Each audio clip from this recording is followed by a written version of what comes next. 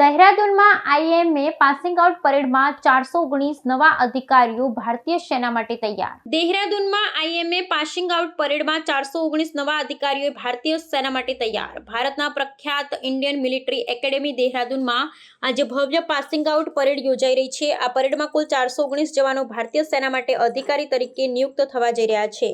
આ પ્રસંગે દેશભરમાંથી આવેલા પરિવારજનો અને મહેમાનોમાં આનંદ અને ગૌરવનો માહોલ જોવા મળી રહ્યો છે. નવી પેઢીના આ યુવાન અધિકારી હવે દેશની સુરક્ષા અને સેવા માટે સજ્જ બન્યા છે. આ વર્ષના પાસિંગ આઉટ પરેડ માટે વિશેષ મહેમાન તરીકે શ્રીલંકન આર્મીના ચીફ લેફ્ટનન્ટ જનરલ BKGM લસન્થા રોદ્રિગો હાજર રહ્યા છે. તેમણે પરેડનું રિવ્યુઇંગ ઓફિસર તરીકે નિરીક્ષણ કર્યું અને નવા અધિકારીઓને શુભેચ્છા પાઠવી. તેમણે પોતાના સંબોધનમાં ભારત અને શ્રીલંકા વચ્ચેની દોસ્તી અને સૈન્ય સહયોગની પ્રશંસા કરી. પરેડ દરમિયાન વિવિધ ટુકડીઓએ શિસ્ત અને દ્રઢ સંકલ્પનું પ્રદર્શન કર્યું.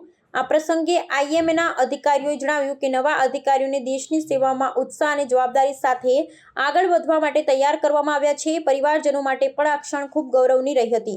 આ પ્રસંગે દેશભરમાંથી આવેલા મહેમાનો અને અધિકારીઓએ નવા પેઢીના યુવાનોને શુભકામનાઓ પાઠવી.